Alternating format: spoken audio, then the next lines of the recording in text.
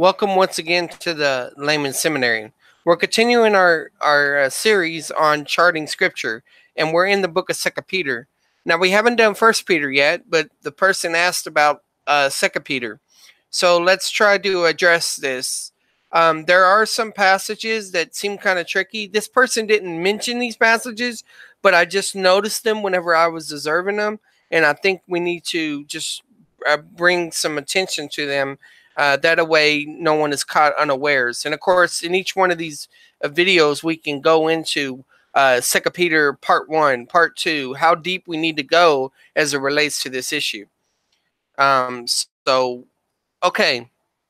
When we come to the book of Second Peter, we see in 1:1, it talks about righteousness. It talks about that they receive righteousness through faith. I'm paraphrasing. Y'all can look it up on yourself. And then we see in 1:10 that it talks about confirming your election. Traditionally, most people associate election with predestination, which means that if one is predestined, they're guaranteed for salvation. I think the concept of election is primarily for service, and I think that's how it's used in Scripture, but I still hold to a theological view of predestination. But regardless of that, we see these positional truths mentioned here, but then you also have this idea of confirming, which can actually be underneath this category right here. You're confirming it. In other words, not confirming it to yourself, but maybe to others. Not to God, but to others. In other words, demonstrating it possibly. So what we see in 1:5 is it talks about adding to your faith various things that are mentioned. And then in chapter 2, we start reading about these false teachers. Now, there's two views on these false teachers. Is one that it's the whole chapter is referring to false teachers, or that it's referring to false teachers, and then it shifts to those people who have been misled by those teaching. That's why I have chapter 2 in two places. It can either refer to the unsaved false teachers, or it can refer to those people who have been enslaved by the false teaching. Okay, so we have that. Well, when we get to 2 Peter chapter 3, that's when it talks about scoffers and all of that, talking about the judgment's not going to come, and passages such as that. Now, in 3:17, this particular translation that I just grabbed from the internet says, "Fall from your secure position." Now, this seems to be a damaging scripture because people that believe in the term eternal security, this passage is saying you can fall from your secure position.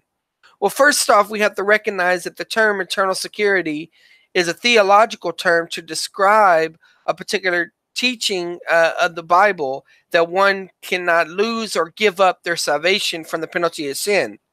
However, context always indicates what secure position we're talking about. Well, since this idea of confirming is mentioned in the very beginning of the book, after establishing that the person is saved, this is basically letting them know that the secure position that it's talking about is that there's two options. One can either confirm in front of others that one is saved, or one can deny that. And their secure position that it's referring to is their, and this is just at an observational level, their secure position is the fact that they're growing, because the next statement in 3:18 says, "But grow in grace and the knowledge of Jesus Christ." So that lets you know that the position that we're talking about is related to maturity. It's related to the Christian experience and things like that. So I understand that the language can throw you off, because you assume that the position that it's talking about is this position here.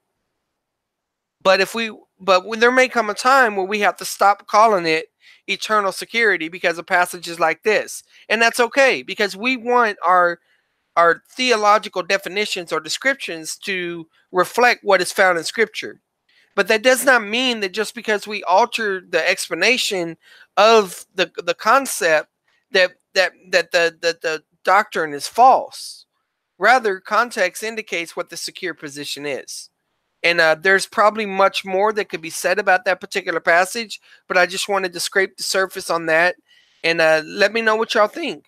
Share this with others. Subscribe. Hit the bell if you want notifications. And keep us in prayer. God bless.